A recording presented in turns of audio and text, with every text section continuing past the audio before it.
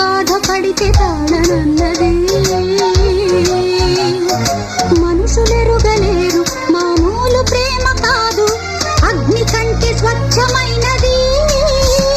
మమకారమే ఈ లాలి పాటగా రాసేది హృదయమా, ఉమాదేవిగా శివుని అర్ధభాగమైనాలోన నిలువుమా. శుభ